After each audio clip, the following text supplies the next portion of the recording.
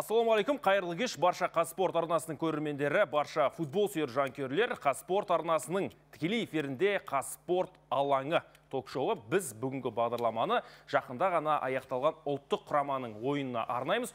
Ұлттық құрама ұлттық лигада қалай өнер көрсетті және қандай жетістікке жетті, қалай ұттық, қалай ұтылдық. Міне осыны біз дәл осы бүгінгі студиямызда талқылаймыз. Және әрине Қазақстан жастар құрамасының да ойынын осы студиямызда айтамыз. Бүгінгі студиямыздың қонақтарымен таныстыра кетейін. Менің оң жағымда спорт қоры баспасөз өкілі Асқар Хамиден, және сол жағымда спорт журналисі Айбек Қабылша, және ұлттық құрама бірге жүрген ұлттық құраманың баспасөз өкілі Ербол Қайыров, және сол жағымда футбол сарапшысы Рымбек Ізғали. Жігіттер, қош келдіңдер.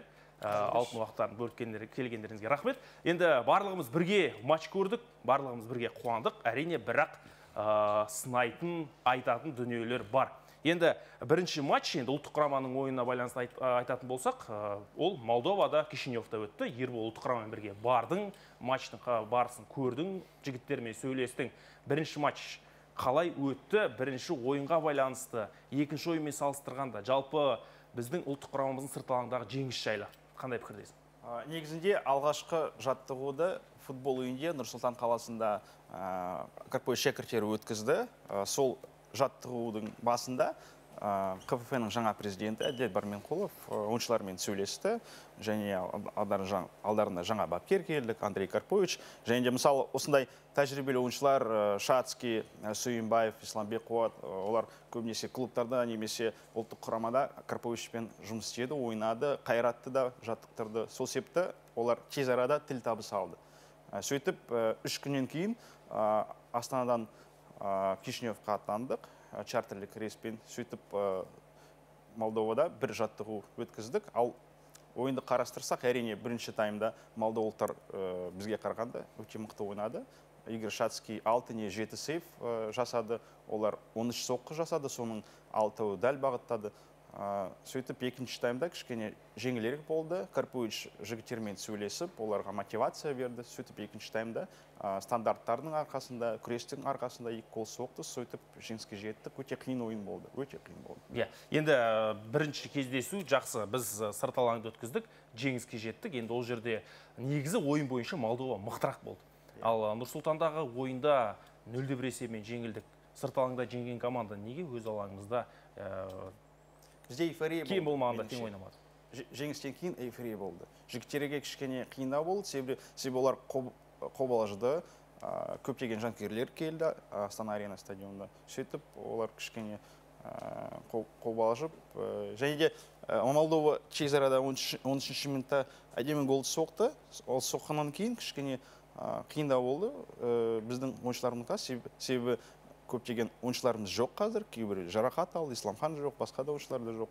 Сөйтіп молдовалықтар коражбен ойнап, тағы да екінші, үшінші гол соға тырысты, бірақ та екінші таймда Андрей Карпович жаңадан шыққан ойыншыларды алаңға шығарып, сөйтіп екінші таймда Қазақстан ұлттық құрамасы мықтырақ ойынды өзгертті. Кишиневқа қарағанда, мысалы, сол ойынға оларда бірінші таймда молдовалықтар мықты ойнады, екінші таймда біз мықтырақ ойнады. Тамаша. Енді Айбек, бірінші матчта біз көп шабуылдамадық. Негізі бірінші ойында соңғы минуттардағы гол шешті. Одан кейін өз алаңымызда ойнадық. Карпович сол матчтан кейін былай деді: енді бұл ойында біз көп шабуылдамады деп ешкім сынамайтын шығар деп. Ойын жалпы көңілден шықты ма?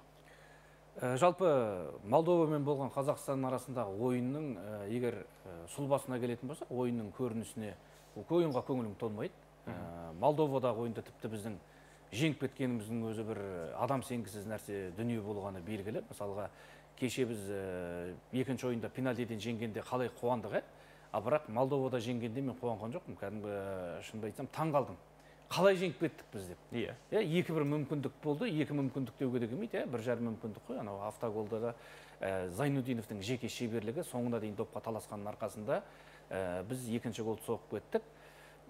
Ойынға көңілім толмайды, бірақ бастысы нәтиже.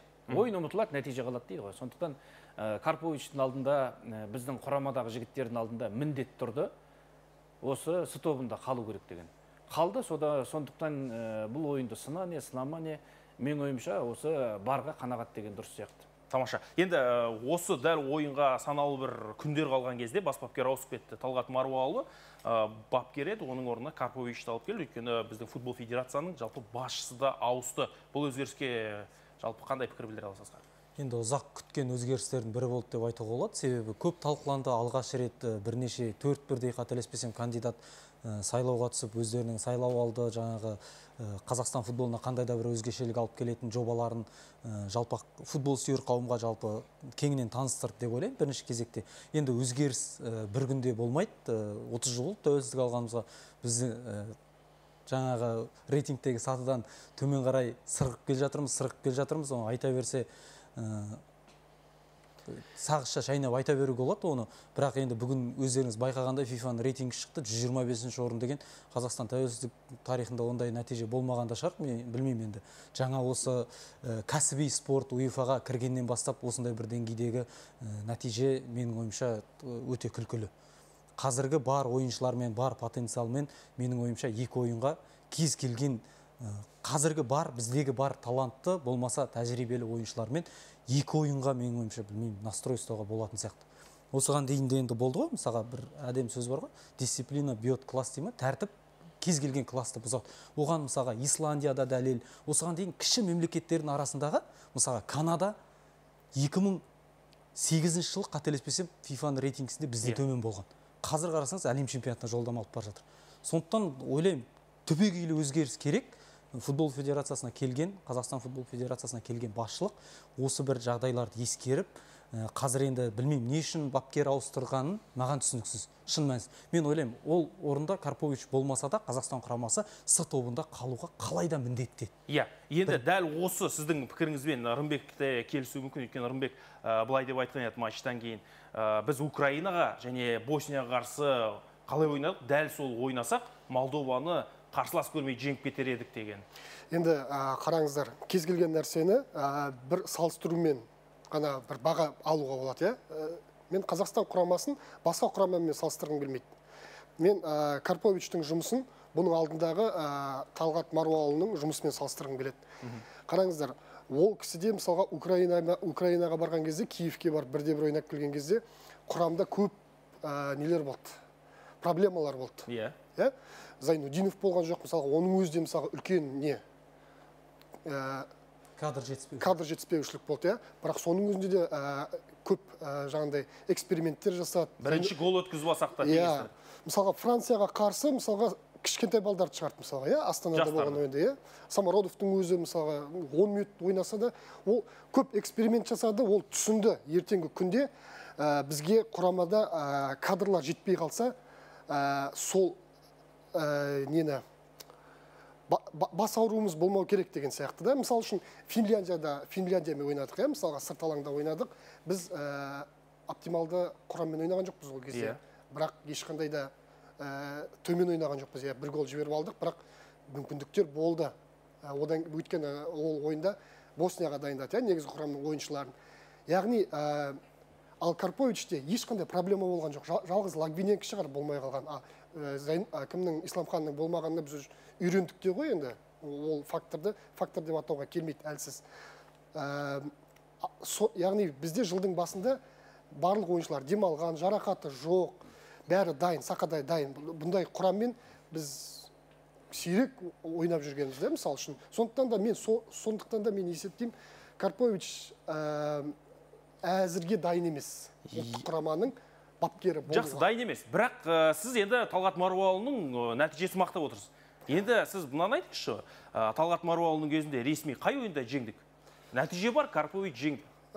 Кешіріңіздер, біз неге тең нәтижемен шектелуіміз керек? Өйткені біз Украинамен ойнадық, өйткені біз Финляндиямен ойнадық, өйткені біз Босниямен ойнадық, өйткені біз Франциямен ойнадық. Молдова олардың қасында, олардың тең дәрежедегі құрамалар емес. Сондықтан да Молдова мен мысалға терезесі тең деген Тәжікстанды ұттық қой. Жолдастық матч. Жолдастық матч.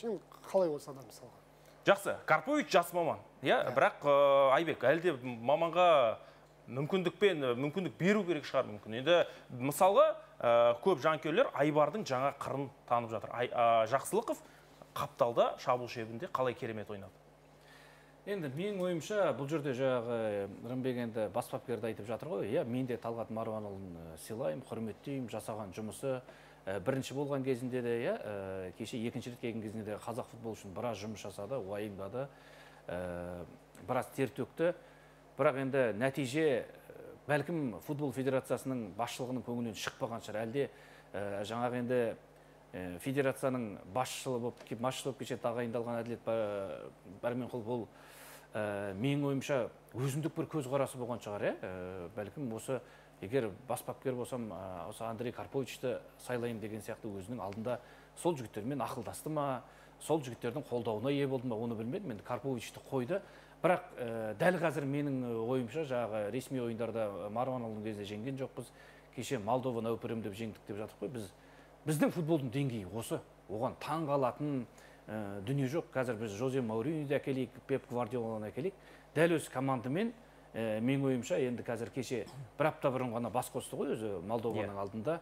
Осы бір аралықта біздің футболшылармен дәл осы кадрмен басқа ойынды қою ешқандай тренердің қолынан келмейді. Өйткені неге қазір маусымның басы бізде қазір командаларда жетістіріп жатқан жоқ. Астананың өзі анау масқара болып ұтылып соңғы үш ойын ұпай жоғалтты. Қайраттың өзі жетісіп жатқан жоқ қазір мысалға. Тек тобылшылар өз деңгейінде сәл-сәл ойнап жатқан. Міне осындай құраммен ойыншылармен әлі маусымға енді ғана кіріп жатқан ойыншылармен басты алдынан задача қойылды. Жоспар, ойын ол нәтижені орындау керек. Мысалға Италияның футболын алып қарайықшы. Италияның футболдарына, Италияның чемпионатын көрсеңіз, А сериясының ойындарын, тіпті сол Интер мен Ювентустың ойынның өзін көрсең, ұйқың келіп кетеді. Өйткені о жақта осы ойынның бір әдемі көрінісінен гөрі нәтижеге ойнайды. Мысалы 1-0, 2-0 баяғыдан келе жатқан дүние ғой осы бір. Міне осындай нәтиже бар. Басты сырттағы ойында ұтып алды. Карповичке менің ойымша кешегі ойында гол соғудан гөрі гол соқпау маңызды болған. Бірақ енді әдемі голды салды ғой, Чересиме әдемі қайшылап тұрып теуіп, ол голды салды. Шацких алып шықты. Шацких болмағанда айтып жатқандары да бар, жаңа пікірлер, егер қақпашы болмағанда бұл ойында өте алмайтын. Қақпашын таңдаған Карпович қой. Ойынға қойған. Менің ойымша енді бұл жерде бапкерді кінәлаудың қажет жоқ. Енді қазір Карповичті барлығы айтып жатыр, осы екі ойыннан кейін алып тастай салу керек, созудың қажет жоқ деп. Мен ойымша, мен өзім жыртың өзгерте берген дүниеден жек көремін. Жоқ, міндетін орындаушы әзірге. Бекітпеу деген сұрақ. Бұл жерде кінә бас бапкерде емес, мен ойымша, кінә футбол федерациясының президенті Әділет Бәрменқұловта да. Қандай кінә? Қандай кінә?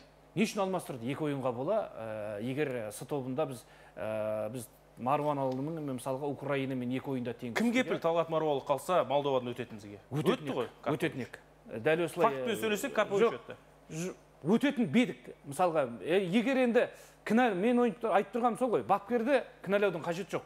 Карпович мен ойымша өзіне жүктелген міндетті атқарды. Ал егер оны неліктен қойды, бізде ойын жоқ деп жатсақ, мен ойымша осы федерацияның президенті ойлану керек еді. Біз екі ойынға қойғаннан кейін жаңағы міндетін атқарушы енді осы екі ойыннан кейін басты задачаны орындады, тапсырысты. Мен ойымша Карпович қалатын секілді. Қалатын секілді. Жақсы, енді футболшылардың жалпы ішінде қандай бір әңгіме болып жатыр? Осы бапкер ауысу, басшылыққа байланысты Молдовадан кейін, сырт алаңда болған ойыннан кейін Малимен, Шацкимен жеке сөйлестіңіз. Ол кезде енді бар мұңын Малиде айтып жатты. Қолымыздан келгені осы, білеміз, сынайды, бірақ біз басқаша істей алмаймыз дейді. Енді не мәселе? Футболшылардың ортасында қандай әңгіме болып жатыр? Негізі футболшылардың басым бөлігі Талғат Марванұлы да қолдайды, Андрей Карпович да қолдайды. Мысалы, екінші ойыннан кейін киім ауыстыратын бөлмеде ойыншылармен сөйлестім. Олар Әділет Бәрменқұлов осы бапкерді қалдырыңдар деп өтініш жасады. Мүмкін қалдыратын шығар. Басты мақсатын Андрей Карпович орындады. Бірақ Талғат Марванұлы ол өте мықты бапкер. Неліктен себебі қазақ тілінде сөйлейді. Киім ауыстыратын бөлмеде көптеген футболшылар үшін өте маңызды. Себебі кішкене рух береді, мотивация береді, сөйлесе алады. Көбінесе жанкүйерлер және мамандар ойлайды, Талғат Марванұлы тек қана мотиватор. Ол дұрыс емес. Ол тактиканы да мықты біледі. Андрей Карпович мысалы осы футболшыларды өте жақсы біледі, жақсы араласады. Оның да плюстар бар. Жақында ғана ұлттық құрамада ойнады, 2016-та 2015-те ұлттық құрамада болды. Және де енді Ереке, ұлттық құрамада болған адам қазір Қазақстан кәсіпқой лигасының ресми сайтында Ресей азаматы деп белгіленіп тұр. Осы пікірге қалай қарайсыздар? Енді жаңа Қазақстан деп жатырмыз, былай қарасаңыз. Мен ойлаймын, енді ол кәсіби маман ретінде қазақ футболына қосқан футболшы ретінде жеке басына ешқандай әңгімем жоқ. Бірақ осы мемлекетте тұрғаннан кейін, мемлекетті сыйлағаннан кейін, ұлттық құраманың тізгінін ұстағаннан кейін, ондай дүниелерге де негізі фактор болу керек. Ресей азаматтығы бар. Енді қазіргі Қазақстан кәсіпқой лигасының беріп отырған мәліметі бойынша ресми сайтында Андрей Карповичтің азаматтығы ретінде Ресейдің флагы тұр. Ербол? Дұрыс. Қазақстан кәсіпқой футбол лигасының ресми сайтында Ресей азаматтығы бар. Мен естуімше Қазақстан азаматтығы жоқ. Жоқ. Карпович қазір Ресей азаматы. Ресей азаматы. Мәскеуде тұрады. Семейдің тумасы ғой, Жоқ, ол тумаға ондайға ештеңе жоқ қой. Мысалға Айеке, біздің қазіргі құраманың өзінде мысалға Малы сияқты алған футболшылар бар ғой, оған шүбә жоқ, жақсы, көмегін тигізсін, мықты. Бірақ жаңағы жейтінімді жедім, асарымды асадым деп талай легионер кетті ғой? Талай кетті. Бірақ енді ұлттық құраманың тізгінін ұстап отырған адамда бір мемлекетке деген бұл жерде сен қолдап отырмын. Мен оны азаматтығын айтып отырмын. Мысалға бізде жаңа Жоу Паулуға азаматтық беріп жатырмыз кеше, Меркельдің азаматтығын әлі шеше алмай жатырмыз дегендей. Мен ойымша ең бірінші қазір азаматтықты әперуді осы бас бапкерден бастау керек.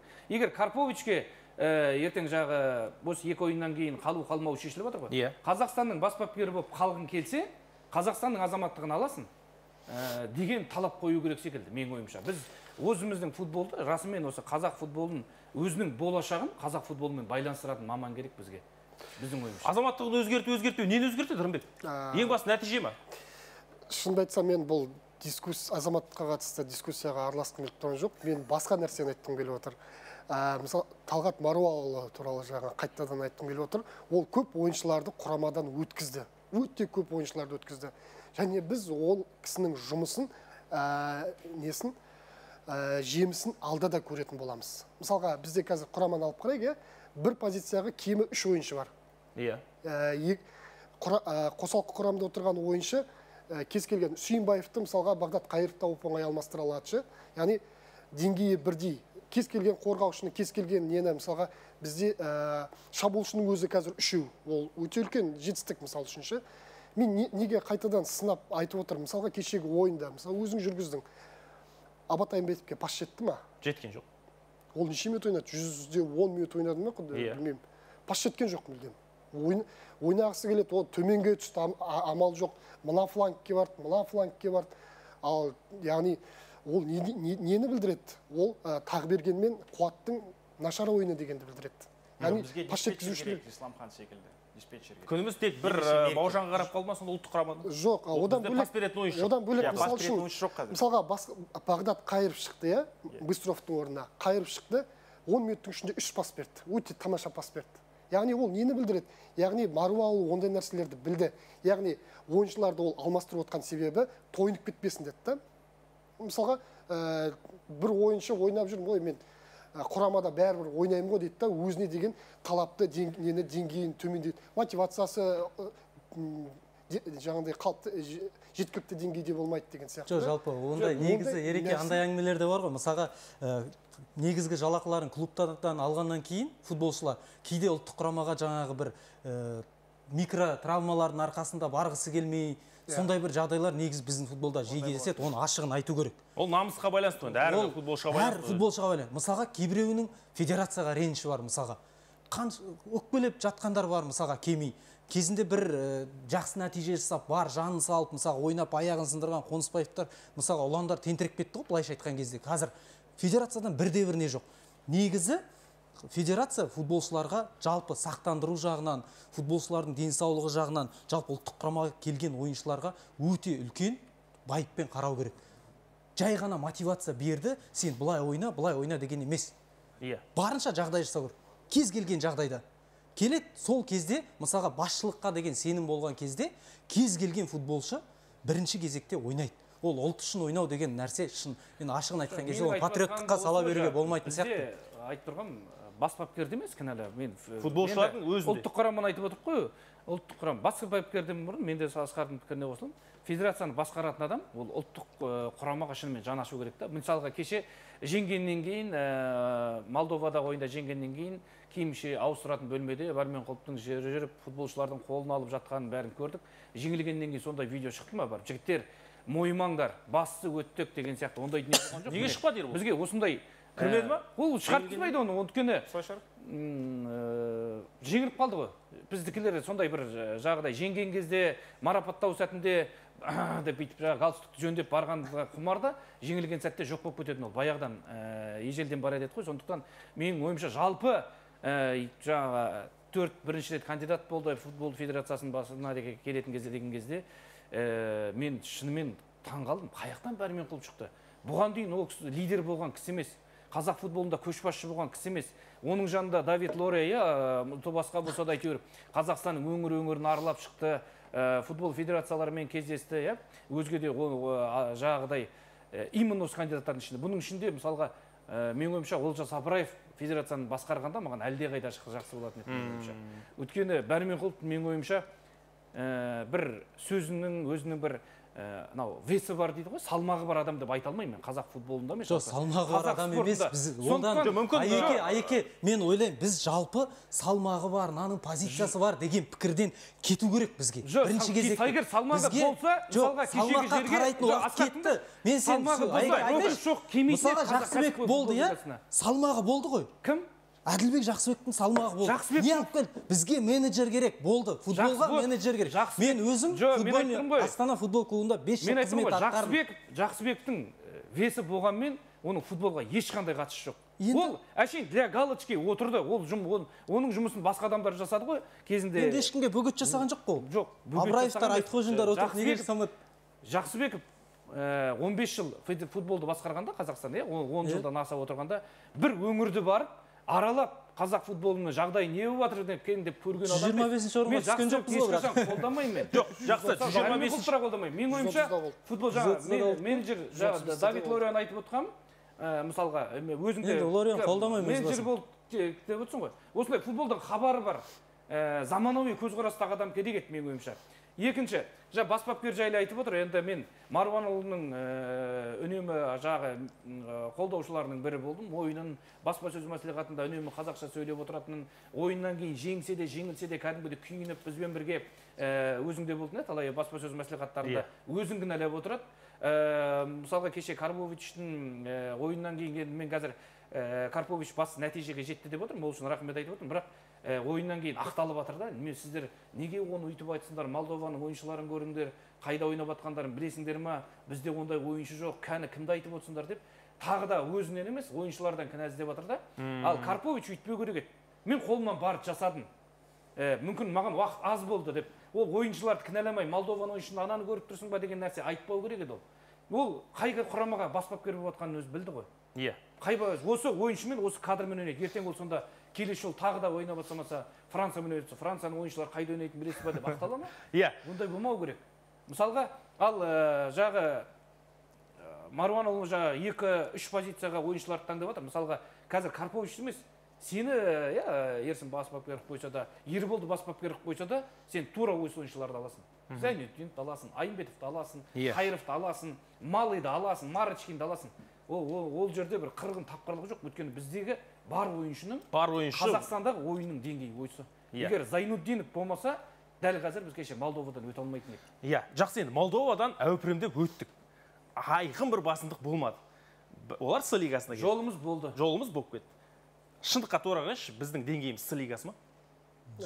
Негізі мен кеше ойынды әлде Б лигасы? Әзербайжанмен салыстырғанда Беларуспен біз тең дәрежедеміз. Жоқ, Ереке, бір айтып жіберейін пікір, содан кейін сіз айтсаңыз ренжімесін.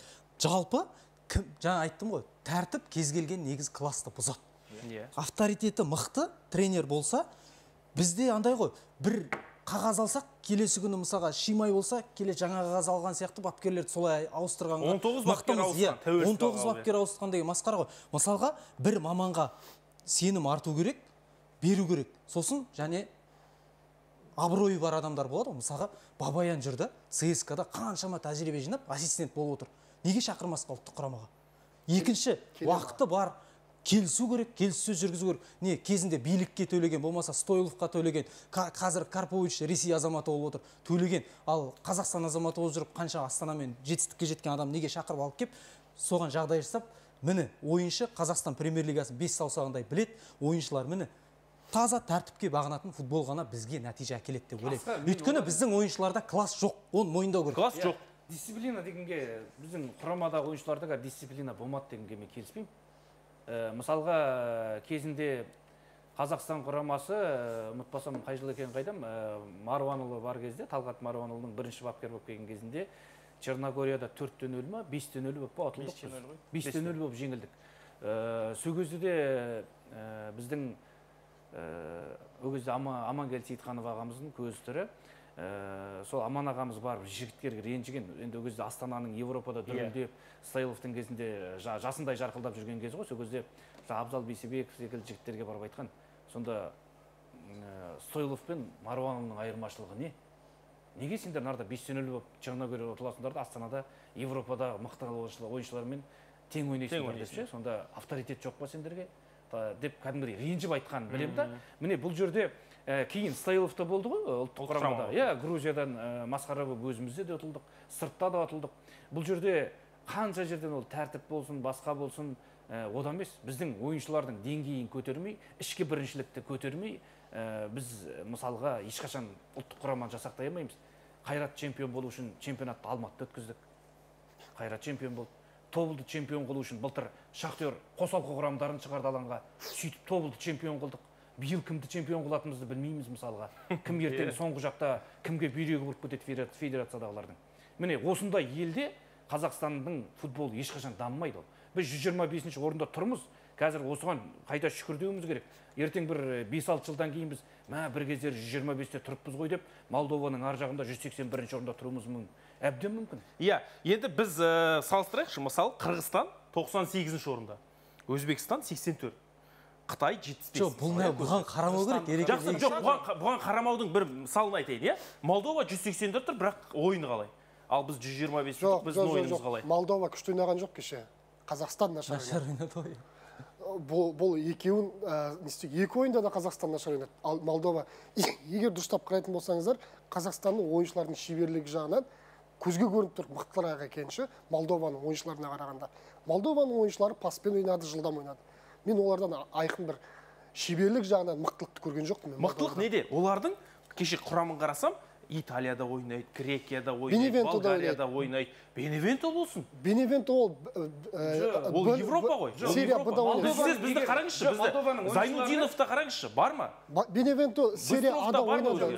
А сериясында бір ойын ұтты ма ол? Рысбек қараш. Жоқ, ол ұтуда емес мәселе. Мен мынаны айтып кетейінші. Біздің ойыншылардың деңгейі Молдованың ойыншыларының деңгейінен жоғарыдан келіспеймін.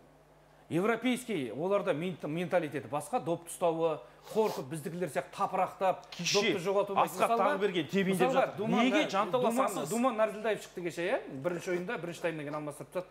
Өте мықты ойыншы ол Қазақстан чемпионатында Думанның доп ұстайтыны кезінде Қайсарды жағы кубок алатын кезінде, Асқат екеуінің тандемі қандай болды. Атырауға соққан голдар бар. Карпович шығарғанда мен қазақ футболының Қазақстанның тарихында, тәуелсіз Қазақстанның тарихында тұңғыш рет Қызылорданың екі баласы Қазақстан негіз құрамында шықты деп өзім қуандым.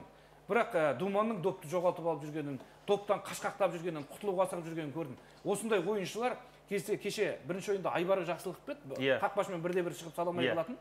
Тегіс жерде тапырақтап құлап, 7 метр ворота тұр, оның алдында ағылдасып, сол аяқпен құлап, доп қолына тиіп, міне мындай менталитетпен тұрғанда біз Молдованың ойыншыларынан біз деңгейіміз жоғары деп айта алмаймыз. Иә, оны Молдован жанкүйерлері. Молдованың ойыншыларының кешегі допты алып жүрген, ана пенальти сала алмай қалған бұйрабас ойыншының атын тұрмын. Иә, Ревенко ғой, Ревенко. Биік деп. Қалай ойнады екі ойында да? Керемет ойнады. Керемет ойнады. Мысалға, оның деңгейінде кеше біздегі жігіттер ойын көрсеткен жоқ. Өз алаңымызда 12 мыңға жанкүйер қолдап тұр. Тағы бір айтып кетейін, Айымбетовке пас жетпеді, былай барды деп жатыр ғой. Зайнутдиновке де пас шығаратын адам бар. Бірақ Зайнутдинов өз пас шығарып өткен Зайнутдинов допқа келеді. Допты алған кезде ол допты жоғалтып алмайды. Келесі адамға жеткізіп береді да, оған допты алған адамда Зайнутдиновке пас берсе, қазір қайтадан контратак кетпейтінін біліп, соған пас беруге тырысады. Ал бізде Айымбетовке қарай пас жетпейді. Мүмкін ол позицияны дұрыс таңдай алмай жатқан шығар. Бұл жерде Қуатпен тағы бергенді кінәлаудың қажеті жоқ. Кеше Қуат та тағы бергенде өте күшті ойнады менің ойымша. Иә, енді жалпы жақсы бұл Молдовамен ойын аяқталды. Ең бастысы біз С лигасында қалдық. Ербол, деңгей бізді күтетін Словакия, Беларусь, Әзербайжан. Ерсін, бізде қазір бір шешім бар. Мен кезінде ұлттық құрамалар департаментінің ішінде селекционер болып істедім. Және де Германияда көптеген ойыншыларды іздедім, Жуковты солай таптық.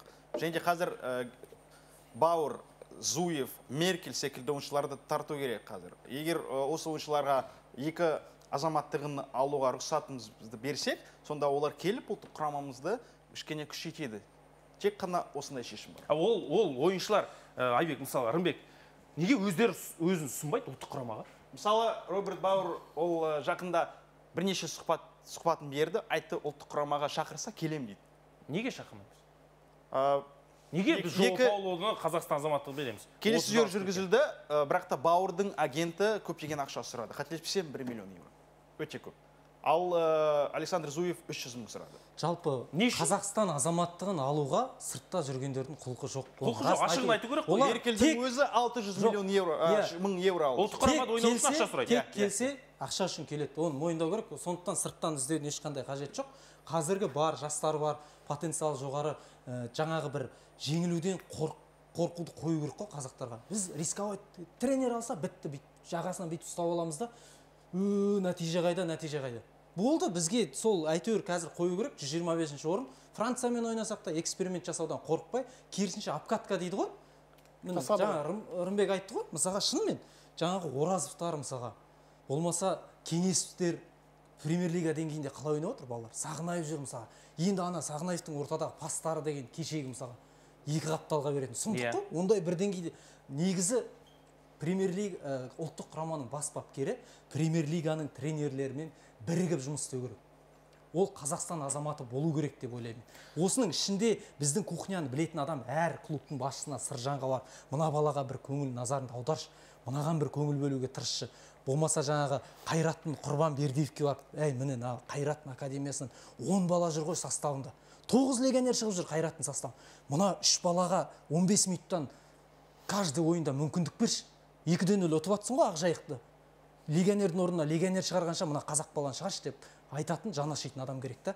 Сол кезде ғана ана ойын тәжірибесі болмай, ешқашан нәтиже болмайды. Біз енді өзің Қырғызстанмен салыстырдың 98-ші орында деп. Неліктен олар қазір осындай жоғары сатыда тұр? Себебі тез арада Германиядан Бернхард секілді ойыншыларды шақырды, олар Азия чемпионатына келді, ойнады, көрсетті, сөйтіп Қырғызстан көтерілді.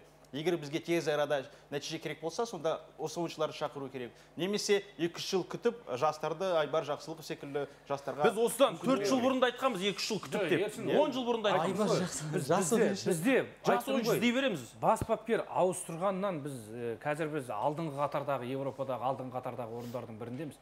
Кімді әкелсек те болмайды. Өйткені бас бапкерде басқа кадр жоқ, ол барып клубтың ішкі системасын айналсамайды.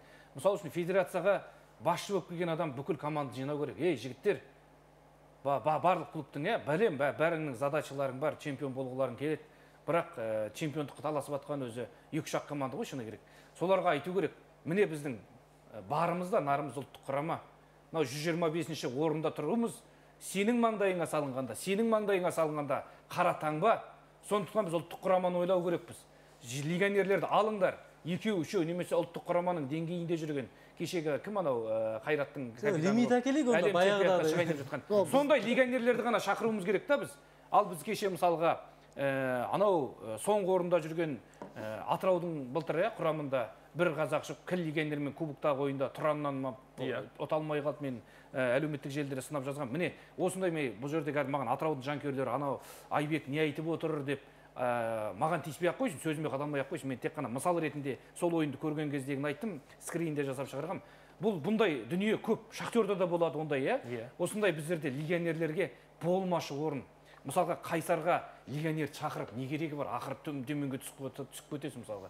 Бір ел сен Европа лигасын ойнап жатсың, келесі жыл бірінші лигаға түсесің. Осындай елдің футболынан қалай біз ұлттық құрамадан Молдованы жеңгеніне біз қуанбаймыз. Біз шүкір деуіміз керек Молдованы ұтқанымызға. Сосын жаңағы легионер, міне бұл федерацияның президенті айтатын дүние. Әрбір облыстың әкіміне барып, міне сіз ақша бөліп жатсыз, командаңызға мақсат қоясыз, бірақ менің сізге бір өтінішім бар. Қазақ футболы сізге де керек, маған да керек. Мен мынарда федерацияның президенті болып отырмын. Дамытайықшы. Легионерлерге сіз клубыңыздың президентін тағайындайтын өзіңіз, бас бапкерді тағайындайтын облыс әкімі бүкіл елде, бүкіл өңірде солай. Соған айтса болады. Біздің балдар ойнасын, өзіңіздің жігіттер ойнасын, кім ойнаса да деп.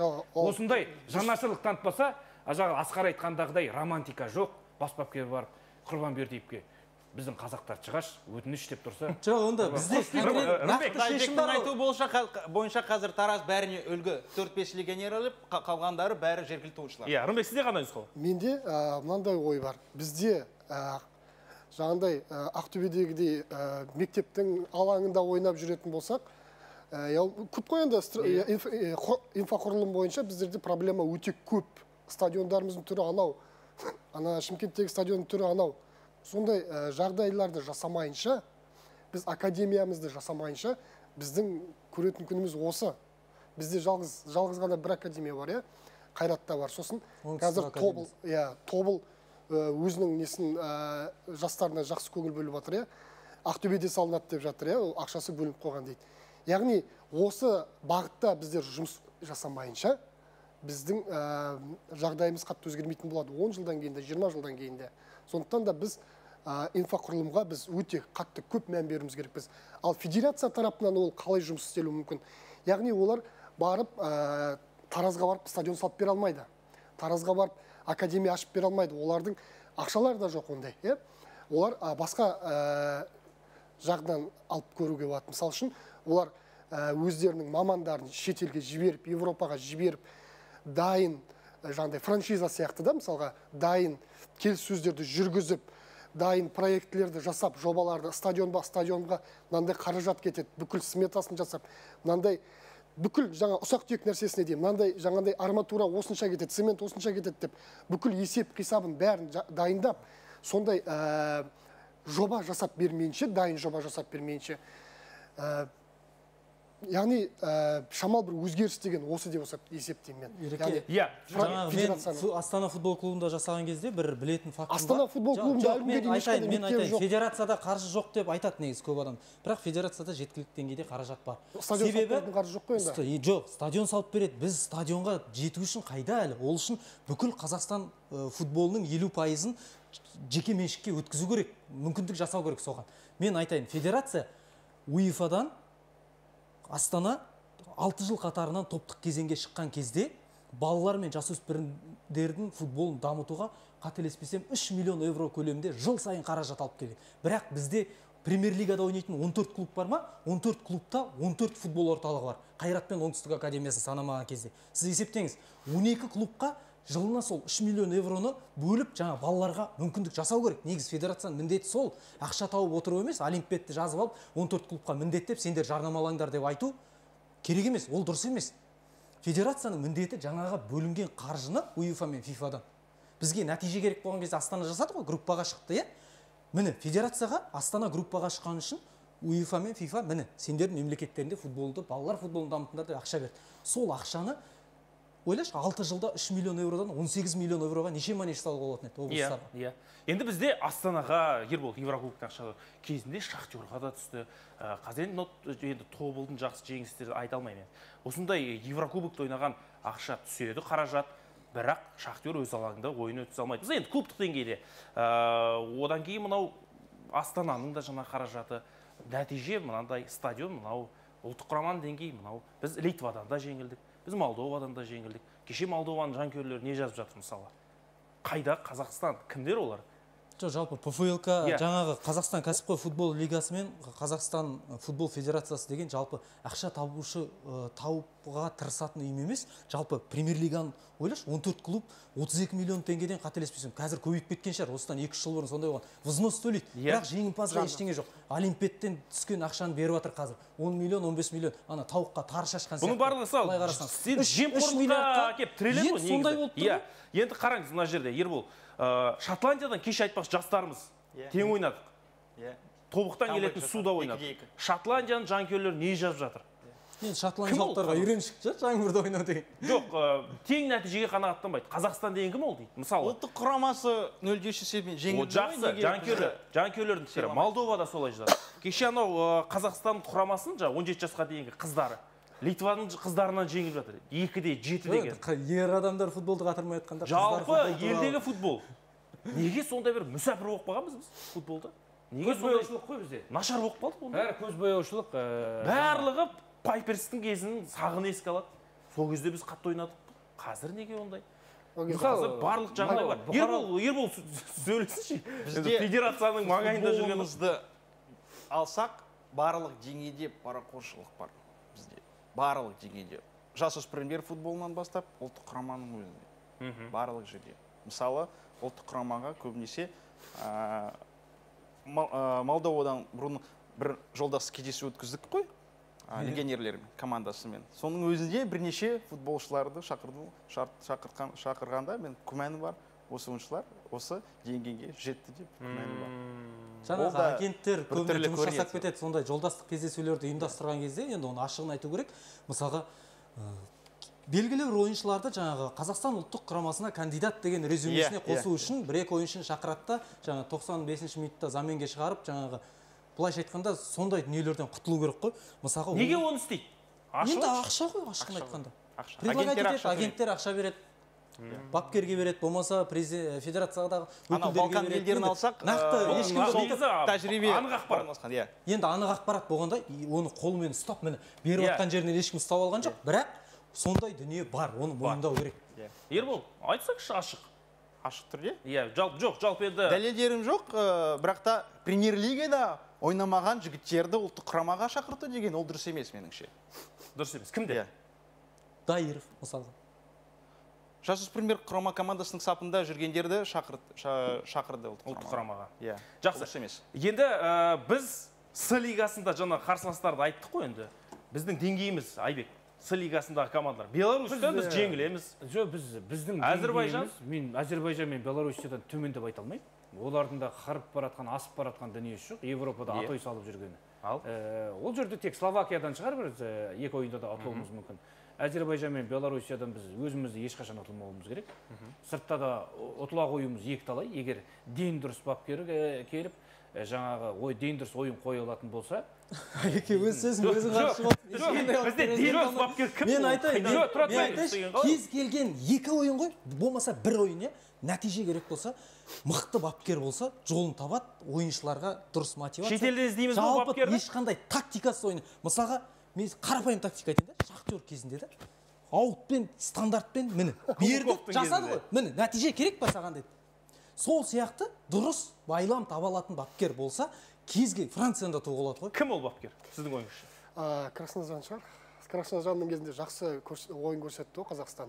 Красножанның кезінде де жартысқан шамалы. Красножанның алған айлығын айлығына көп болған шығар енді, бірақ менің есімде қалғаны Красножан. Пайперста болды бізде, Шторкта болды, Стайловта болды, ештеңе істей алмады. Мысалға жаңағы бас бапкердің күштілігі деп атымыз ғой, мысалға кезінде Стайлов Астанада жүргенде қалай жетістікке жетті? Асқар өзі сол кезде Астанада болды ғой. Бұл жерде мүмкіндік берген жоқ қой Стайловқа. Қаталдығынан ғана емес ол. Ол жерде Саян Хамитжан бұлай ұстады жігіттерді. Бабаян тікелей ешкімді аяған жоқ, бетің бар, жүзің бар демеді. Біреу қалыппаса ма Саянға жеткізеді. Саянның оның авторитеті не только Қазақстан футболында, тмд-ның төңірегінде де жетеді деп айта аламын мен. Любой ойыншының жолсүйіптердің тағдыры не болып кетті? Мысалы үшін қалып басқан кезде, міне осындай дүниеде қорқып ойнағаннан кейін нәтиже болды. Ал ұлттық құрамаға келген кезде өйтіп жағдай қысып алатын Стойловтың қасында ондай поддержка болмады. Міне осыдан нәтижеде болмады. Сен мысалға қазір жағдай Жозе Мауриньолар неге жетістікке жете алмайды? Өйткені баяғыдай айқайлап, сен жағы қатты бір жағдай талап етіп не қылсаң, бас бапкердің өзінің қазір құрамадан кетіп жүрсе салады. Мысалға биліктің өзін Астанадан қандай қылып жіберді мысалға, бейшара қылып жіберді мысалға. Міне осындай бапкерлер емес қазіргі ойыншылармен жаңағы тіл табысу керек, көңілін табу керек, басқа болу керек. Ол енді бұл клубтық деңгейде ғой, бірақ ұлттық құрамада ойыншының бәрі мен ойымша кешегі жүрекпен, ол жерде кешегі әбікендерін қандай соңғы минутта шыққан Зайнутдиновтың ойыннан кейін Молдованы ұтқанда жылауы, біздің жанкүйерлерді әлеуметтік желілерді ашып қарасам, Молдованы ұтқанға бола осылай жылай ма, бірдеңе демейді. өмірінде доп төгіп көрмеген адам да, ол стадионға барып жанкүйер болып көрмеген адам андай сөзді айтады да. Сен ол жердегі эмоция, ол жердегі мысалға 15 мыңнан адам, аса адам келіп жанкүйер болып отыр, сол жерде қолдаудың алдында масқара болмай жеңген, ол футбол деген бұл үлкен эмоция ғой. Сондай дүниені түсінуді жоқ бізде. Жағдай болмайтын, анау ма, мынау ма деген дүниені талап етеміз. Біздер мысалға мен қазір федерация туралы айтып жатыр, мені бұдан кейін ұлттық құраманың бірде-бір сапарына федерация алғызбауы мүмкін, мысалға черный списокке тығып тастауы мүмкін да, бірақ мына менің сөзімді кез келген жанкүйер айту керек. Кез келген жанкүйер мынардағы дом футбола бар, мынарда Астанада тұр, елорданың төрінде. Сол жерге барып талап ету керек, бәрмен құлықпа шықтау керек сыртқа. Не мынау масқара? Біз неге біз өзіміз алды Молдовадан ұтылуымыз керек? Неге кеше мысалға Шахтер Тобылға қарсы қосалқы құрамын шығарып жатыр, сендер не қарап отырсыңдар деп жағы кәсіпқой футбол лигасына барып талап ету керек. Бізде футбол федерациясының қайда тұрғанын да білмейді. Барлық әлеуметтік желіде батырмыз. Талап етіп бар, жағы болмайтын, жағы оған рұқсат сұраудың да қажеті жоқ. Қазақ футболына, футбол үшін, митингке шығу үшін сен біреуден барып саған рұқсат бермейді қоймайды. Барда есіктің алдына тұрып ал, кетте. Болмаса, маған нәтиже керек деп. Аузы мұрны жоқ атау, мысалға 15 жылдан аса Жақсыбек футбол федерациясында болды. Бір рет Қазспорт ашылғалы беріп сұхбат берді ма? Осындай студияға келді ма? Неге қазір федерацияның өкілі жоқ? Келмейді ешкім. Қазақ тілінде сұхбат беретін бірде-бір сарапшы жоқ. Ешкімге керек емес. Көрерменнің пікірі, жанкүйердің пікіріне қол қойғаны бар бәрінің. Сізбен санаспайды, бізбен санаспайды. Ондай жерде ешқашан нәтиже болмайды. Ашықтық жоқ жерде. Сондықтан біз нарда қазір Талғат Маруанұлы келсін, анау келсін, мынау келсін дейік. Ешқандай одан болмайды. Бізде мысал үшін қазақ футболында сен Зайнутдинов сияқты жеке талант болмасаң, Исламхан сияқты жеке талант болмасаң, мына бүгінгі қазақ футболына жасалған жағдаймен шығу қиын. Қазіргі шабуылшылардың деңгейі, Айымбетов сияқты ойыншылар кешеге, мысалға деңгейін төмен салмаймын. Айымбетов, Абат өте дәл қазір Қазақстанның деңгейіндегі мықты шабуылшы. Бірақ кезіндегі Олег Литвиненко, Нұркен Мазбаев, Виктор Зубровтың деңгейіндегі шабуылшы деп айта аласыз ба? Айта алмайсыз. Ол кездегі футбол қазіргі деңгейдегі футболмен салыстыра Владимир Логинов, Серік Қошқаровтардың өзі қазіргі ұлттық құрамада негізгі құрамда жүретін еді. Міне осындай шабуылшылар біз дайын тәрбиелеп жатқан жоқпыз. Жағдай жасауымыз керек. Астанада тегін футболға қатысатын тек қана Астана футболының ғана академиясы бар. Басқа жерде тегін жоқ. Басқа жердің барлығы ақшамен не қылған. Тегін алаң жоқ.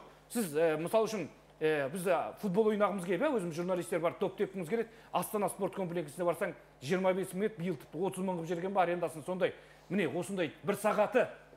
Сіз осындай елде қаяқтың бұқаралық спорт дамытасыз? Қаяқтан сіз футбол шығарасыз? Жақсы. Енді шынымен де Зубарев 12 гол соқты ұлттық құрамада.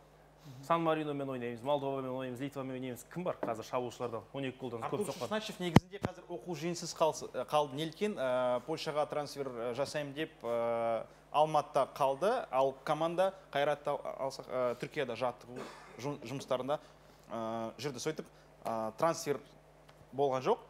Қазір Артур Шушначев тек қана матчтардың соңында ғана шығады алаңға, сөйтіп Андрей Карпович ол шабуылшыны шақырмады. Бірақ та Еуропадан ұсыныстар бар. Меніңше жазда Артур Шушначев егер Қайраттың сапында негізгі құрамда ойнаса, сонда Еуропаға атанып, кішкене жоғары деңгейге шыға алады. Сонда Шушначев Зубаревтен де көп гол соғады дегіңіз келе ме? Қазір ең жақын тұрған Зайнутдинов қой, қателеспесем, 7 ма 8? 9 гол қателеспесем. 9 ба 8 голы бар.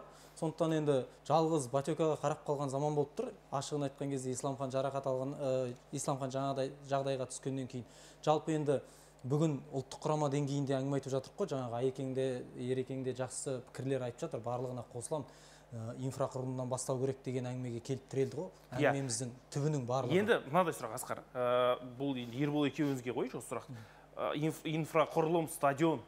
Бізге жаңа кәсіпқой футбол лигасына тағы да ресейлік маман келді. Ресей азаматы. Ресей азаматы. Кезінде Қазақстанда тұрды, ойнады. Неге, мысалы, сұрақ, неге Лория емес, неге басқа емес, неге біз Ресейден іздейміз? Ол кісі тәуелсіз емес. Жақсы Лория емес, басқа бізде жоқ. Егер жоқ, енді қараңыз. Жалпы біз өзі мүмкіндік берген жақсы көретін сондай халықпыз ғой. Егер жаңағы кәсіпқой лигасына келген адам жеткілікті деңгейде тәжірибесі, міне ұсынған идеясы халыққа ашығынан көрсету керек. Міне анау айтады ғой, біреу мысалға кандидат болған кезде уәде береді, мен осындай жұмыс істеймін. Президентіміз де айтты ғой, мысалға депутат егер өзінің алдына жүктелген міндетін орындамаса, ол алып тастау керек ол депутат. Бізде де сондай. Мысалға міне келді, жаңа басшы келді, тұрды, халыққа түсіндіру керек. Міне мен осы 2022 жылғы премьер-лигада мынандай дүние жасаймын жыл соңына дейін. Жасай алмаса, болды, жіберу керек. Бар ма ондай жоспар? Әзірше жоқ. Әділет Нұрмекуловтың стратегиясы бар 2034 жылға Енді дейін. ол Оны сіз стратегия білмейсіз. Оны сіз білмейсіз. Ол стратегиясын Бәрменқұлов нарыға келу керек. Ол Қазспорт сендер шақыру қажет жоқ оған. Елдегі жалғыз спорттық арна ғой. Келу керек. Жігіттер, менің осындай жоспарым бар. Арманым осы қазақ футболын. Сендер де жырлайтындар ғой, сынауға құмарсыңдар. Міне қараңдаршы, міне мынандай жоспарым бар деп, мынау дәу монитор арқылы көрсетсін, айтсын, түсіндірсін. Айтып тұрмын ғой, олардың жанкүйерлерімен санаспайды. Қол қойғаны бар ғой, біз өзіміз шырылдап қаламыз. Қазақ футболына бәрін әлі келеді. Мысалы үшін жағы Шоқтың келгеніне мен шок болдым шындайды. Ол не дейді менің басты мақсатым Қазақстан футболы мен Ресейдің футболын байланыстыру деген. Ол неге шықты? Менің ойымша бұл кеше Ресей футбол федерациясынан айтты ғой, біз енді Қазақстанның клубтарымен бірігіп осы ТМД төңірегінде Беларусияның командалары бар, өзіміз чемпионат істейік дейді. Ешқандай қажет жоқ. Баскетболда біз ВТБ-да ойнап жатырмыз. Астана баскетбол клубы не тапты? Қазақстанның баскетболы дамыды ма? Олимпиадаға жолдама алдық па? Хоккей, Қазақстан хоккей, барыс. Ақшасын қаншама ақша біздің ұлттық құрамаға бөлінбейтін ақша. Бір ғана барыс қана береміз, мысалы үшін айына $100,000, $150,000 алады. Мысалға, не тапты барыс? Құрлықтық хоккей лигасын ойнайды. Оның атын құрлықтық деп айтқанмен, сіз егер интернетке кіріп теретін болсаңыз, Ресей ашық біріншілігі дейді. Ресей ашық біріншілігінде ойнайды барыс. Ұтқысы келіп жатса, берсе жолына, бермесе қолынан ала салады. Төрешілердің талай иттігін көргенмін. Егер біз ертең Ресей футболымен бірігіп Ресейдің ашық чемпионатына қатысатын болсақ, қазақстандық клубтарды ол жерде бәрібір мүсәпір қылады, жетім бала қылады. Төрешілер баяғыдай ашық пенальти беруді қажет жоқ қой, футболда офсайд деп сықыра салады. Болмаса бар ғой қазір. Жоқ. Жағдай иқтірескен кезде ана мелкий фолдармен ақ қазір судьялар ойында отыра алады. Жақсы. Біз Ресейдің футболымен байланыстырғысы келіп отырған Шоқтың кешегі несінен шошуымыз керек. Егер Бәрменқұловта намыс болса, Шоқтың көкесі кім болса да, ағасы кім болса да, анараға қандай бір шоқпармен әкеп отырса да, мынаны отырғызбау керек еді. Егер сен Шоқты отырғызбауға дәрменің жетпей ма, футболдың федерациясының президенті болып отырмай-ақ қой о жерде. Ал өзің алып әкеп қойдың ба Шоқты сол жерге? Онда жауап беруің керек. Мына жерге келіп, Қазспортқа егер ертең осыны көрсе, Бәрменқұлов, Әділет Бәрменқұлов жаңа Қазақстанды құрам деп, Қазақстан футболын жаңа деңгейге жеткізем деген адам ғой, келсін, осы жерге сұхбат берсін, міне Шоқты мен әкеп отырмын, оның осындай жоспары бар деп таныстырсын. Таныстырмай ма, онда оныкі де көз бояушылық. Рымбек, кәсіпқой футбол лигасының басшысы Абраев мырза еді, оның орнына қазір Рокус мырза еді, білесіз. Жалпы басшылық түбегейлі өзгерді ғой. Федерациясы бар, бас хатшы, кәсіпқой футбол лигасының қандай бір өзгерістер күтеміз? Жалпы неден бастап жатыр? Мен саяси жағына қарай қатты көп үңілгім келмейді. Мен ұсыныстарым бар. Мен жалпы ұсыныс айтқан жақсы көретін адам. Мына біздің премьер-лиганың деңгейі емес, жалпы премьер-лига туралы айтатын болсақ, бізде стадионға қанша адам келеді? Астана аренаға қанша адам келеді? 3000 адам келе ма? Жай лигаға ма? Иә. Таразбен ойнасам, 3000 адам келеді. Ол аз ба? Аз. Кезінде мына жеңіс ойнаған кезде қанша адам келетін болды? 7-8 мың келетін болды. Бірақ қаланың қақ ортасында орналасқан стадионда. Ол Рүспек, мен стадионның шетте орналасқаннан айтайын. Неге айтайын ба? Мысалға мен өзім футболға баратын кезде, мен автобуспен барам. Балаларымды ертіп барам. Мысалға, айдалада, қаланың шетінде, мысалға сіз Мәңгілік елдің бойымен Астана аренаға қарай бір автобус бармайды. Бір автобус бармайды. Тура Астана аренамен. Енді қазір ғана 60 деген ба, бір автобус шығарды, тұран жақпен айналып кетті. Клубтардың проблемасы ғой. Клубтардың проблемасы емес. Клубтар акиматпен келіссөз жүргізіп, ойын күні 10 автобус шығарту керек. Болды, онда тұрған проблема. Міне осы нәрсені шешу керек жанкүйермен. Неге клубтың Астана, сен өзің де Астана футбол клубында жұмыс жасадың ғой? Біздің кезімізде болды, біз талай хат жаздық. Ойын күні қосымша автобустар келді. Қосымша автобус ол шешпейді мәселені. Шешпейді. Өйткені, мысалға сен алаңнан шыққаннан кейін автобусқа толып қалады. Сен балаңды жетектеп, анау Қабанбай мен Керей Жәнібектің қиылысына дейін жаяу келіп, сол жерден бір автобусқа отырсаң отырдың. Тіпті о жерде біз енді жағы ойбай жанкүйерлер бірге жанымыз ашиды дейсің ғой, сен екі балаңмен тіпті нандай баласын жетектеп апарған, баласын осындайдан апарады ғой шын жанкүйер. Сондай кезде мысалға жанкүйерлер кетіп баратады, мысалға, шетелдікін көрсең, барлығы бір-біріне. Тұра тұрыңызшы, Рысбек. Бір-біріне жаны ашиды ғой, бізде көрермендерде ондай жоқ. Мысалға, бір-бірін алып кету, алып кете салу, футболда не қайда кетіп баратсың, былай қарай кет, ондай жоқ. Бір-бірімізді сыйластық деген. Сылтау айтқанды жалпы жақсы көрмейтін адаммын, ше? Мысалға, жоқ, мына жерде қаланың ортасында онымен салыстыруға болады. Ол біріншіден ол кезде ол жеңіс болды, Астананың командасы болды. Одан кейін мына қазір жеңістің қазір болғанын ұмытып қалды жанкүйерлер тіпті. Ол жеңісті қазір жұрттар айтады. Жаңағы жалпы кәсіпқой лигасы клубтарға жұмыс істеуге мүмкіндік беру керек қой. Мысалы, қарапайым мысал айтайықшы, факт ретінде. Қазір Олимпиад футболдан Қазақстан чемпионаты деп аталып тұр, иә? Енді қараңыз, Олимпиад 14 клубқа айтады, Олимпиадты жарнамалауға міндеттісіңдер дейді. Олар клубтардың келісімінсіз тікелей келісімшарт жасаған. Енді клуб мысалға Астана футбол клубы болмаса басқа клубта кез келген клуб барып пари-матч букмекер кеңсесімен келісімшартқа отырғысы келсе, ана келісімшарт мүмкіндік бермейді. Түсініңіздер? Сондықтан керісінше кәсіпқой лига клубтарға бөгет емес, пайда табатын ұйым емес, керісінше оларға мүмкіндік жасайды. Жақсы. Кәсіпқой футбол лигасының енді басшысы ауысты, оны айттық. Мен ойымды аяқтатпадыңдар ғой. Мен неге ашуланып кеттім? Просто бізде журналистер былай.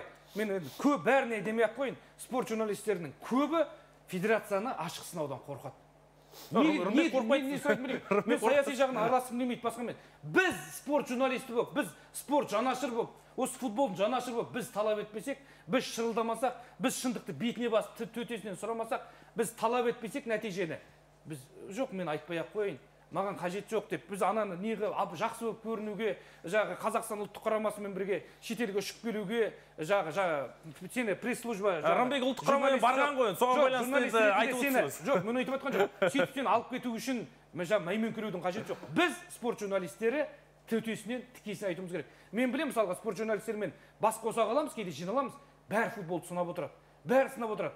Бірақ төтелеп келгенде сол тура Жақсыбектің алды болсын, Бәрмен клубтың алдында болсын, басқа да футбол функционерлерінің алдында болсын, ешқайсысы сол мәселені ашық айтпайды. Ал. Тұра тұрыңыздар, мен жаңағыда айтайын деген, не үшін ол Ербол өте жақсы біледі, жеңіс қазір Астана үшін бармайды адамдар. Егер оның орнында жеңіс болатын болса, мен сіздерге гарантия берем. 15 000 адам мына стадионға толатын болады. Ол дәурен өтті. Кәдімгідей протест болды, кәдімгідей локомотивті, мегаспортты қосып әкеліп, меқа локомотив жасап, ана клубтың бюджетін қиып тастаған кезде қаншалықты протест болды осы Астанада. Кәдімгідей қарсы. Енді жеңіс қазір екінші лигада ғой енді, иә? Жақсы, мен бірінші лигада. Менің айтайын деген былай, клуб деңгейде. Біздерде футбол болады, Атыраумен бір Тараз болмаса Ордабасы ойнап атады, стадионға 3 000 адам келеді, 5 000 адам келеді. Бірақ ол стадионға кемі 10-15 000 адам сияды. Немесе Павлодарда Ақсу ойнап атады, 2 000 адам келеді, 3 000 адам келеді. Солай да бізде. Яғни стадионның толуы тек қана Ақтөбеде шығар, жақсы деңгейде. Ол мысалға ояқта тығылып өткізсең де толып алады. Арасында Алматыда болады. Иә, Ақтөбемен ойнаған кезде. Ақтауда. Иә, жоқ, мен не айтқым келіп тұр. Сіздер бізде футбол апта сайын болып жатады, 3 күн сайын болып жатады. Стадионға біз адам жанкүйер толтырмайынша, біз не үшін онда футбол өткізіп жатырмыз, яғни жаңағы кәсіпқой футбол лигасының талабы ретінде осы бағытта жұмыс істеу керек деген сияқты талап қою керек, және оны міндеттеу керек. Минималды осылай толтыр, осындай жұмыстар істеу керек. Және медиа план, медиа жоспар жасап беру керек. Яғни жаңа айтып отырмын ғой, кәсіпқой, егер мысалға Атырау жасай алмай ма, Каспий жасай алмай ма, сіз жасап беріңіз. Профессионалды маркетингтермен жұмыс жасап, міне осылай жасауға болады, осындай жолдары бар, осындай нәрселер шығаруға болады, осындай сөздер айтуға болады деген сияқты. Ол әңгімеден өттік қой, мысалы, менің өзімді 320 000 теңге ақша жоқ деп жұмыстан шығарып тастаған. Былайсек жігіттер, жақсы, біз бас тақырыбымыз кәсіпқой футбол лигасы емес, қазір ұлттық құраманың ұлттар лигасындағы ойыны. Жақсы пікірлер айтылды, алда енді С лигасының ойындары биыл тез өтеді. Өйткені қараша айында әлем чемпионаты басталады. Сондықтан да алдағы ойын барысында да сіздердің маусымның өзінде 4 ойын болады. Иә, қосып, сол ойындарға байланысты да қандай өзгеріс болады мүмкін, бапкер басқа болар, барлығында осы жерде айтамыз. Қорытынды сөздеріңізді, қорытынды пікірлеріңізді айтсаңыздар, өйткені біздің уақытта шектеулі. Айбек, енді барынша осы жерде ағыңыздан жарылып жатырсыз. Енді қысқадан нұсқа. Ұлттық лигада ұлттық құраманың алдағы ойындары біздің жанкүйерлердің жалпы көңілінен шыға ма, жалпы қандай қорытынды, қандай өзгеріс жасау керек? Осы Молдовамен болған ойын қандай сабақ береді? Тақырыптан ауытқып кеттік, білеміз енді бұл жерде тек Қазақстан мен Молдованың ойын талқылаймыз дегенбіз, бірақ негізінен түбінен қазбалап қарайтын болсақ, шындық басқа жерде екенін айтқым келді. Бұл қазақ футболының шын кәдімгі жанымыз ашып күйінгеннен айтып жатқан дүниеміз. Жаңағы жанкүйерлер алып келу керек деп жатыр ғой, стадионға да сол кезде ғана біз футбол дамытамыз деп. Бірақ кейде мысалға мен Қайрат, Астана, Ақтөбе клубтарының жанкүйерлерінен басқа командалардың жанкүйерлерін аяймын. Мысалға Қайсар чемпион деп 30 жыл бойы айқайлап жатқан жанкүйерлер бар. Өмірден өтіп кетті қаншасы. Қайсар ешқашан чемпион болған емес, үштікке ілінген жоқ әлі. Міне біздің футболда осындай шынымен жүйелі түрде даму болмаған кезде біз ешқашан дамымаймыз. Ұлттық құраманы басқан талайтын болсақ. Осы бір 100 бен 120-шы мен 100-ші орынның ортасында ілініп салынып жүрміз ғой әлі. Енді бұйыртса қазақ футболынан жаңағы бәріне балта шаппай-ақ қояйық. Біраз сынадым ғой федерацияның президентін кеше келгені кеше. Бәлкім жағы біздің айтқандарымыздан осы біреуден бізді жау тұтпай, мына оттай бермесін демей, шынымен сіздерге келіп өздерінің жоспарымен танысып, кешегі осы футболды дамыту үшін жұмыс жасайды деп ойлаймын. Үміттенейік, мүмкіндік берейік. Карповичті енді қалдыра ма, қалдырмай ма, оны да сол федерацияның басшылығы шеше жатар. Басты нәтижені берді. Бізге ұлттық құрамаға кім бапкер болып келсе де, осындай нәтиже беретін бас бапкер керек. Қазақ футболы даму керек. Оған сіз болып, біз болып, әрбір анау ойналсын, мынау ойналсын демей, әрбір жанкүйерден бастап, спорт журналистінен бастап, облыс әкімдерінен бастап, федерацияның президентінен бастап, тіпті ел президентінен бастап қазақ футболын көтеруіміз керек. Өткені Европада ойнаған кезде де, әлем чемпионатына, ұлттар лигасында қатысқан кезде Қазақстан ұлттық құрамасы деп қатысады. Сондықтан Қазақстандағы 19 миллион халықтың әрбірі осы бір Қазақстан ұлттық құрамасы деген сөзге, осы ұғымға жауапкершілікпен қарау керек. Тамаша. Ербол, ұлттар лигасы. Әлі де біз ұлттық құрамаға жанкүйер боламыз. Қанша сынаймыз, әрине барлығымыздың тілегіміз бір, жеңсек дейміз, ұятқа қалмаса дейміз, ұлттық құрама жігіттеріне қолдау білдіреміз. Алдағы матчтардан, жалпы Молдовамен болған ойыннан федерация, ойыншылар, бапкер қандай сабақ шығарады? Қорытынды сөз, қысқадан нұсқа. Негізінде мен Карповичтің досы емеспін, біз сынамаймын да, қолдамаймын да, қоңырау шалмаймын, өзіміз екеуміз араласпаймыз.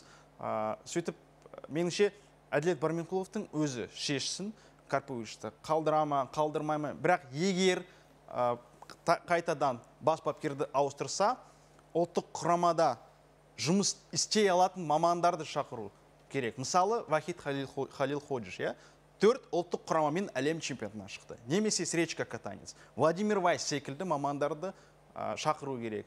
Клубтарда емес, ұлттық құрамада нәтиже көрсеткен мамандарды шақырса, сонда ғана Карповичті ауыстыру керек. Немесе Карповичке мүмкіндік беріп, 2-3 жылға қалдырып, жастарға мүмкіндік беру керек. Сонда ғана нәтижені көрсете аламыз. Немесе мен айтқандай, жаңадай Германия, Ресей, Украина секілді елдерден, Чехиядан Медведев секілді ойыншыларды Қазақстанға шақырып, Қазақстан азаматтығын беріп, ұлттық құрамаға шақырсақ, сонда ұлттар лигасында осы жылы нәтиже көрсете аламыз. Жақсы, тұрақтылық керек. Бірақ жаңағы шетелдегі қазақстандық ойыншыларға ең басты ақша төлемесе болған дейсіз. Иә, сонда ғана шақырсақ. Рымбек, қысқадан нұсқа.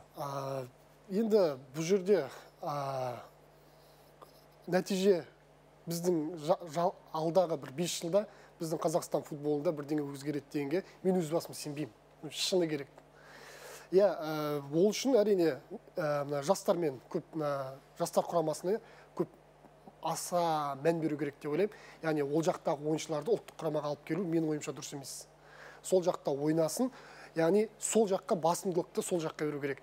Бізде ұлттық құраманың неге финалдық кезеңде ойнауға қарағанда жастардың мүмкіндігі көп менің ойымша.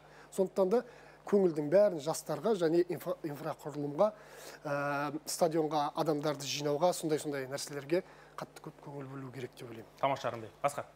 Жалпы ұлттық құрама жалғыз, қандай жағдай болмасын бірінші кезекте жанкүйер боламыз. жалпы футболды сүйетін, жаны ашитын, шынымен жұмыс істеп бір белгілі бір деңгейде нәтижеге келіп, артында бір мынау Қайрат Боранбаев айтады ғой, қазір Қайраттың академиясын салып кетті деп айтады. Жарайды, қазір істі болып жатқанша шаруасы бол, оған шаруамыз жоқ. Бірақ қазақ футболына жасаған ең үлкен сыйы Алматыда керемет академия тұрғызды.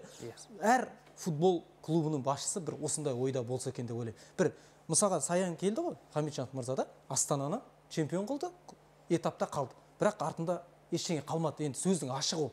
Бірақ келген адам мысалға бір клубтың басшысы болып келген адам, міне осы анау Рымбек Ізғали кезінде Атыраудың басшысы болған кезде біздің балаларға осындай мүмкіндік жасап, осындай бір академия салып кетіп еді деп осындай мақсатпен келсе екен деп ойлаймын. Тамаша. Рахмет үлкен. Жалпы енді сіздерге үлкен рахмет. Бұл талқылана беретін мәселе. Ең бастысы біз Қазақстан футбол федерациясынан жеңісті бір нәтижелер, жұмыстар күтеміз. Алдағы жұмыстарыңызға сәттілік. Қадірменді Қазспорт арнасының көрермендері, біз Қазспорт алаңында ұлттық құраманың ұлттар лигасындағы ойын жайлы біраз пікір алмастық, талқыладық. Әрине Қазақстан футбол федерациясының ресми өкілдерінен жанкүйерлерге алдағы жоспары жайында бөлісуге шақырамыз. Осы студияға келіп, мүмкін басқа арна немесе басқа ақпарат көздері болса да, ең бастысы тығыз жанкүйерлермен байланыста болса кетеміз, және бірге ұлттық құраманың жеңісіне куә болайық, бірге ұлттық құраманың жеңіске жетелейік. Ендеше Қазспорт арнасы әрдайым қосылып болсын. Жеңісті күндерде жүздескенше аман сау болыңыздар.